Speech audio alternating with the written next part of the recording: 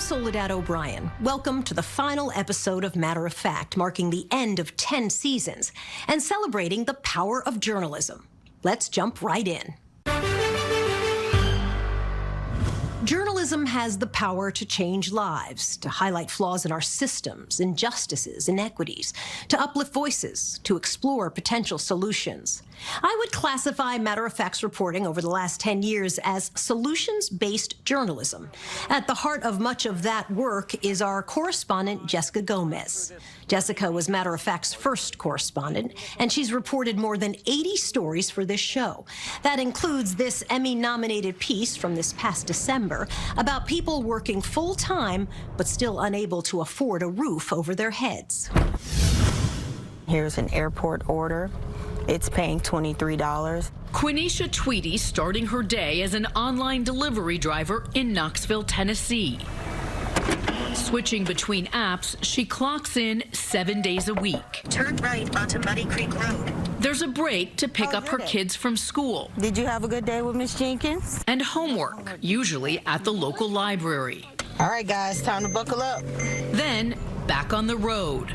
Tweedy's kids, 5, 9, and 14, her oldest with special needs, helping to deliver. Yes, you can play your game. They like the fact that they can come and help me with orders. They just don't want to be in the car all day. It wasn't always this way. Before that, I was a district manager at a newspaper company.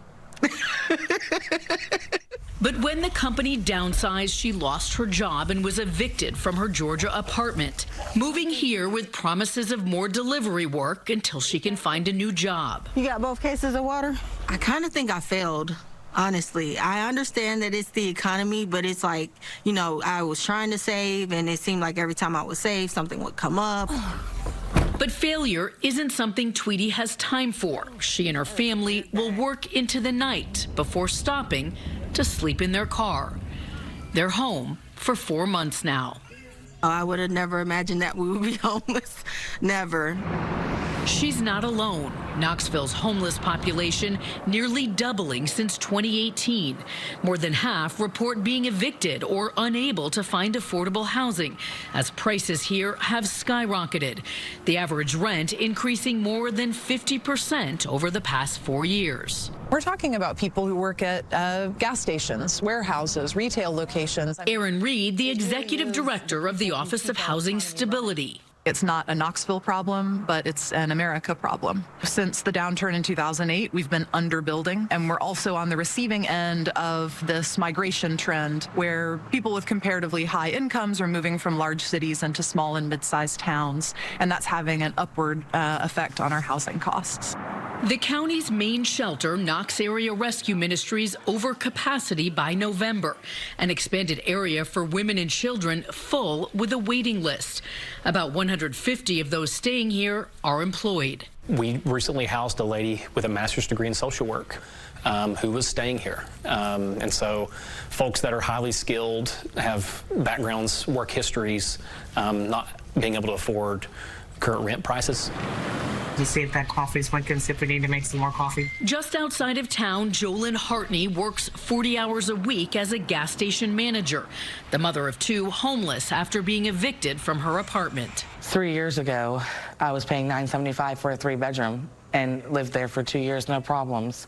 But then my brother died, and I spiraled a little bit and didn't pay rent for a month and a half to try to get him buried and things like that, and it just all went downhill from there. You will give the property manager the blue form. Hartney on the wait list for public housing assistance, facilitated through Knoxville's Community Action Committee, a social services agency that also provides meals, transportation, and utility assistance to those in need. We are working right now with over 100 families who are experiencing homelessness. We've got about 35 on our waiting list, and it's heartbreaking to tell someone when they come in, you know, I'm so sorry, we will get to you as soon as possible. All right, strong man in the back.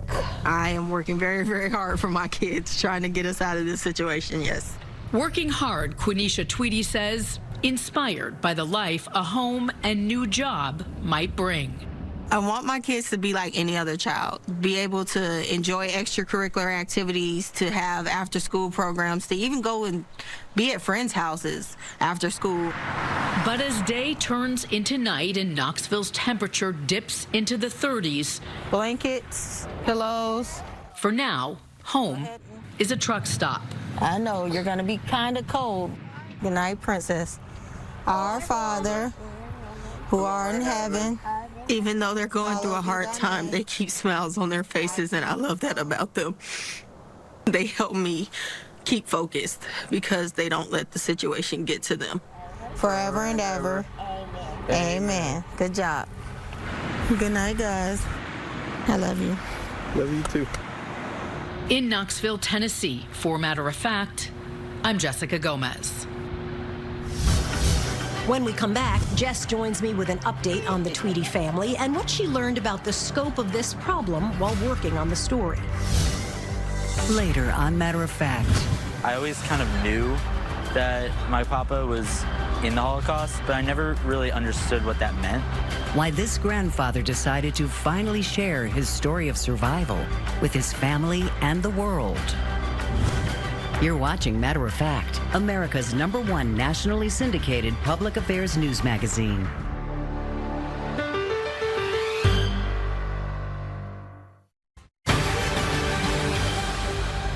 Before the break, we watched correspondent Jessica Gomez's 2024 piece about a mother of 3 working full-time and still unable to afford housing.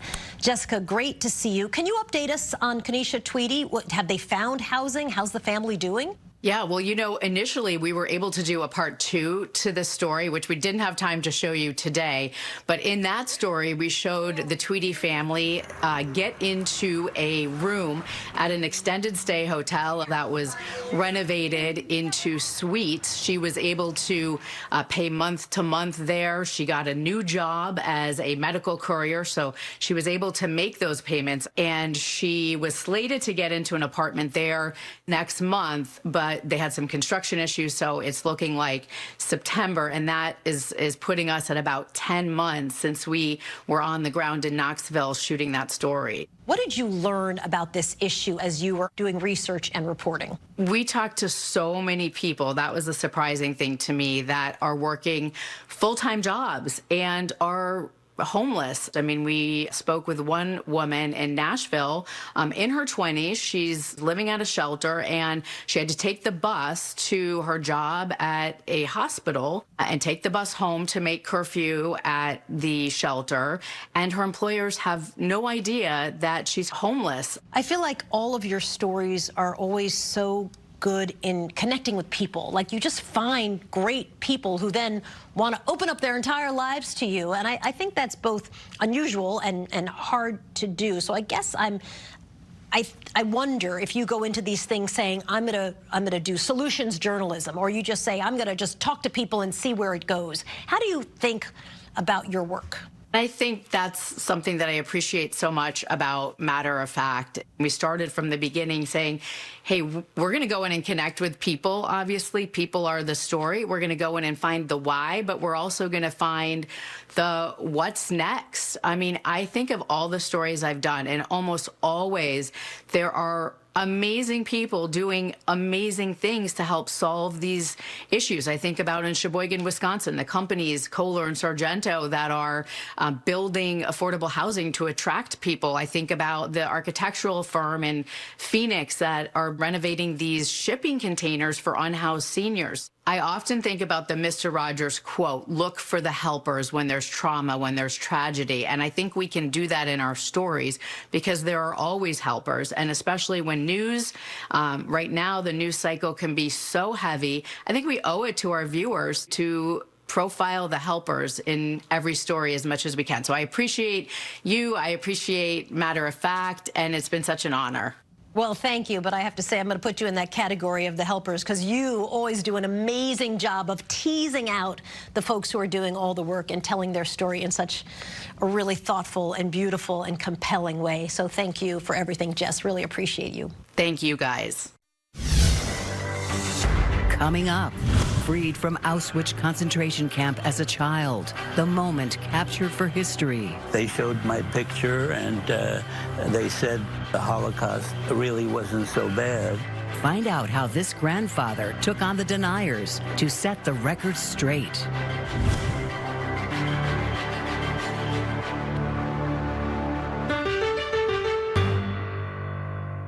Promotional consideration for Matter of Fact provided by AARP. Join and get instant access to member benefits. When you're fortunate enough to have been on the air for a decade, you not only get to tell the inspiring stories of Americans working to overcome great hardship, but you get to check back in on their journeys years later. That's true for a story I did in 2017 about Michael Bornstein, a Holocaust survivor who partnered with his daughter on a book about surviving Auschwitz. To Michael Bornstein's grandkids, he's known as Papa, father of 4, grandfather to 11. But to his Nazi captors, Bornstein was known only as Prisoner B-1148. You didn't have a real name, and most prisoners did not survive very long when they got into Auschwitz. A time he hasn't spoken much about, even to his family, until now. It's this famous Auschwitz liberation footage Bornstein happened to see that finally inspired him to tell his full story. He recognized himself, the little boy on the right, one of the few young children who survived Auschwitz.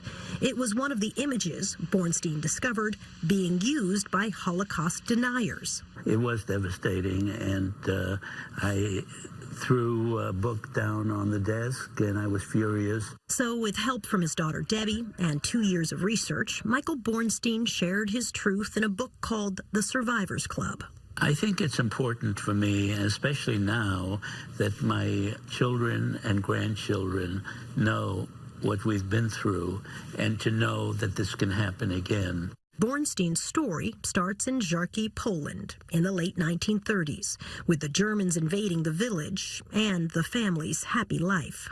My mother was hiding behind a tree, and the Nazis were making a Jewish family dig a pit.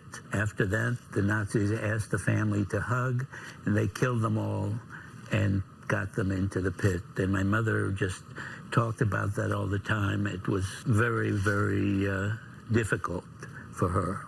In 1944, Bornstein and his family were rounded up, forced onto a train, and imprisoned in the Auschwitz concentration camp.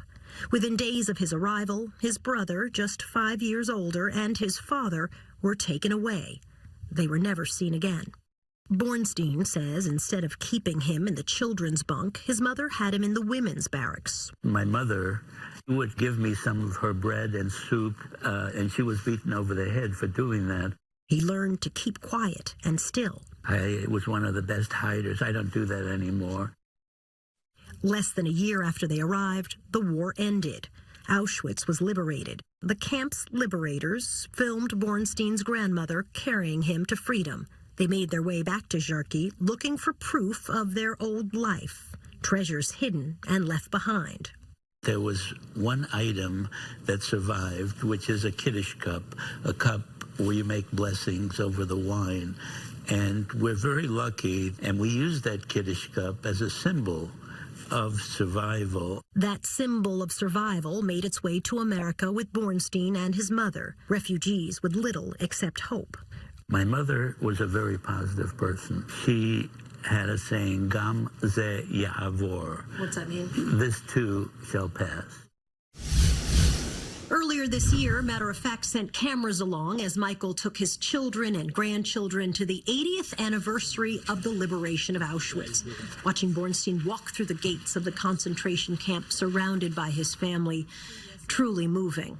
We thank the Bornstein family for letting us share this time with them. You can find that story on our website, matteroffact.tv.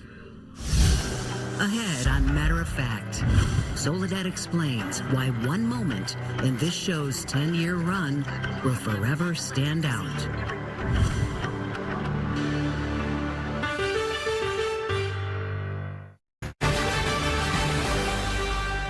Now I want to reflect on a project that meant a lot to all of us because of its historic significance.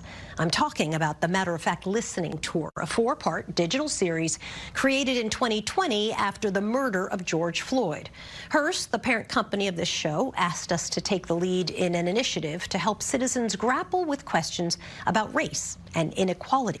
There were many standout moments in the series. The moment when Stanford University professor Jennifer Eberhardt was talking about implicit bias, and she shared the story of her 5-year-old son picking out a black man on a plane as a possible thief. And he looked at me with this really sad face, and he said, "I don't know why I said that." That association between blackness and crime made its way into the mind of my 5-year-old, and it makes its way into all of our minds.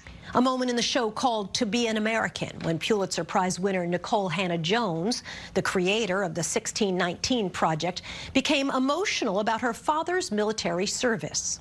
My father was like generations of black people who believed that service to their country was how they could finally get treated and recognized as full citizens. And people seem to forget black Americans were fighting in wars to democratize other countries and then coming home and facing brutal suppression of their own democratic rights. In another part of the series, Promises of Change, I interviewed iconic farm worker, activist Dolores Huerta, then 91 years old.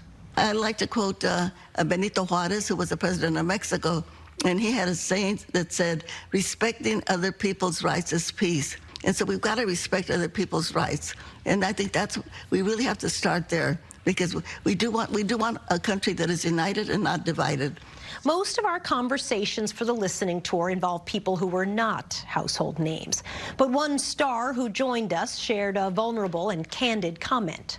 You know, I was told from the moment I could comprehend thought that something was wrong with me, I needed to be fixed, there's no space for you, there's no room for you. As a black queer man in this world today, and for the entirety of my life, just being myself is radical. Billy Porter's statement was one of many emotionally raw moments during the listening tour as we leaned into challenging topics. To help us get comfortable with the uncomfortable, we turned to people like civil rights scholar Uhuru Williams. Americans always like a tragedy with a happy ending. This idea that we have a sitcom understanding of our history. We want everything to be wrapped up in 30 minutes. And the reality is it requires us to make everyday commitments for justice. It's hard work. And it means that we have to be invested at a level that we don't assume that any Superman or Superwoman is going to save our problems. We have to do that work every day. And that's the message we've heard over and over again over the 10 seasons of Matter of Fact. The work of justice, the work of democracy, requires hard work every day. When we come back, my final thoughts.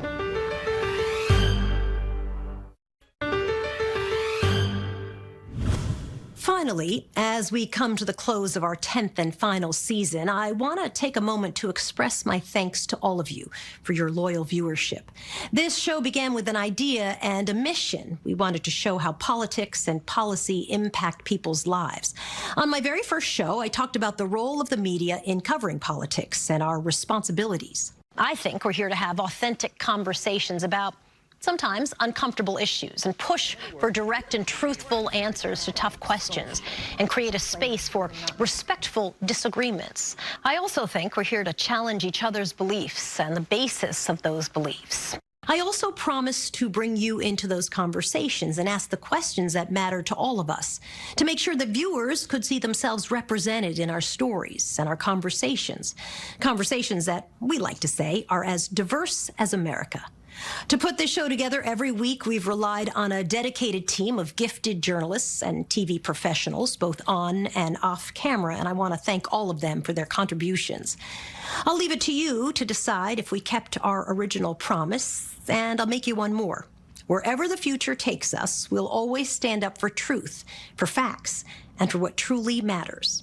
I'm Soledad O'Brien, and for all of us at Matter of Fact, thank you.